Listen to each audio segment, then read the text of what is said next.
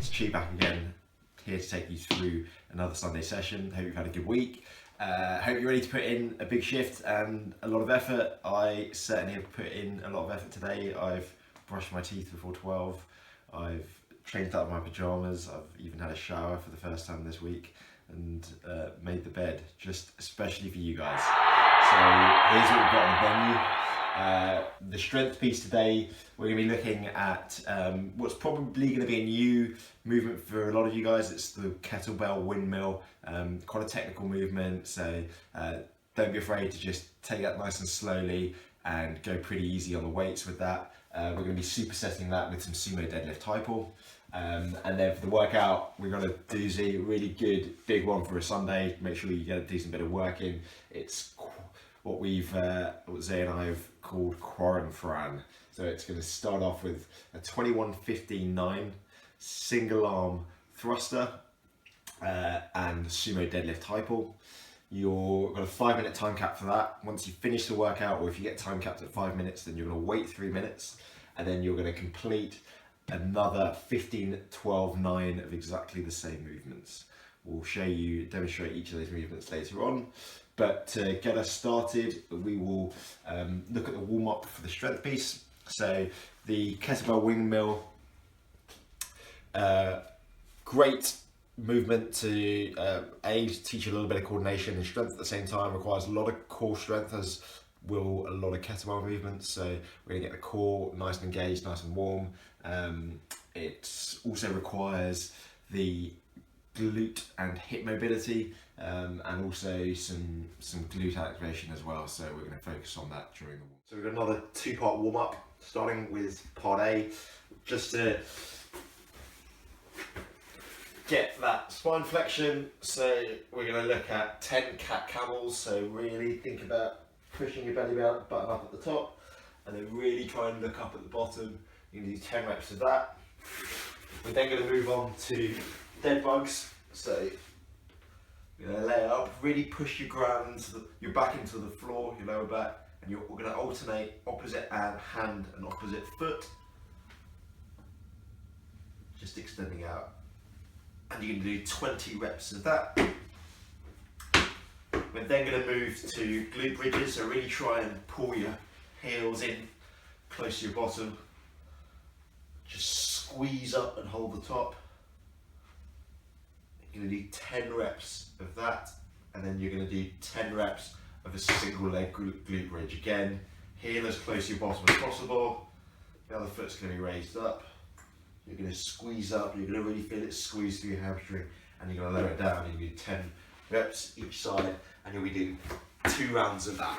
Part B of the workout is going to be a little flow movement. So we're going to start off in a downward facing dog.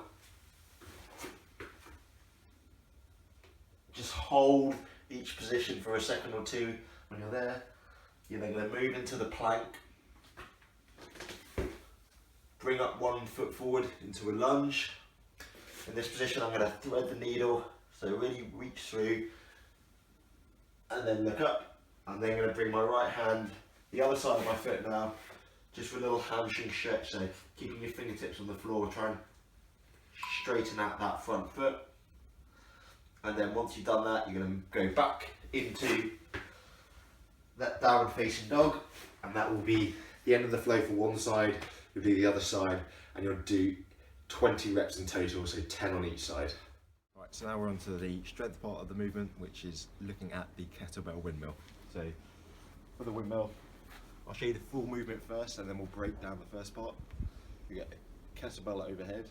You want to point your feet in the opposite direction to the hand that you have raised up, like so. You want to have a slight bend in this leg here. So bend in the far leg and keep the inside leg straight. You're going to hinge at your hip, reach down, and stand all the way up. Do that again on the other side. So right arm is up, both feet point to the left foot's got a slight bend to it, right foot is straight. I'm going to reach down, feeling my hip open up, and all the way up. we're going to start off just by breaking down that first element of it. So what I'm going to have you do is have one leg leaning down and the other at right angles, just unweighted to start with, reaching up, feeling yourself bending over at this hip.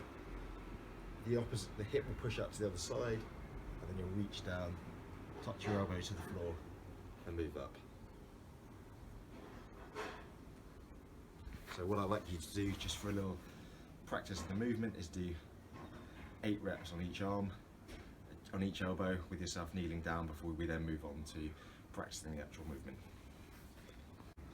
So now that you've had the opportunity to practice that movement, hopefully you've done some of the kneeling windmills and also progressed on. If you haven't already, you can do so afterwards and practicing some standing ones. Start off slowly, unweighted is completely fine for this as it's a new movement. Really try and feel yourself loading up through your hamstrings, opening up your hip and keeping nice and tight with your core. For the full strength piece, what we'll be doing is 4 rounds. It will be 5 to 8 reps on each side of the windmill. The number of reps will depend on the weight that you've got, so if you're unweighted, then try and go for that higher end of the rep range. If it's weighted and it's heavy, then just go with the 5 reps. Keep the tempo nice and slow, just so you can feel the movement really engaged through and not just flopping over as you do that movement. So 5 to 8 reps each side, and what we're going to do is superset it. So once you've finished your 5 to 8 reps each side, is 40 seconds of a sumo deadlift high pull, just as we've got our glutes engaged. So it should be nice and simple. Everyone should know this. Feet nice and wide, looking up, right. Really extend through the hips and then pull up. You can do 40 seconds of that. Don't just go crazy, try and keep control of that kettlebell, nice smooth reps, just try and keep working consistently and constantly through that 40 seconds, and that will be 4 rounds total.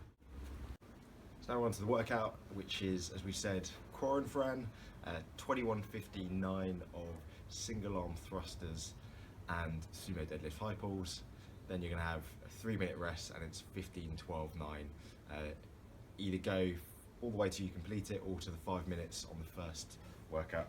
So the thrusters are dumbbell on the shoulders, squatting all the way down, hips below parallel, extend all the way up.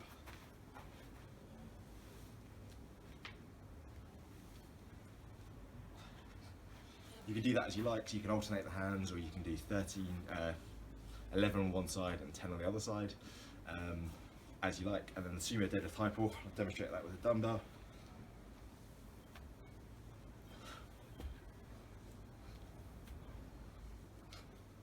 Again, feet nice and wide, really extend up hard through the hips before you pull up with your arms.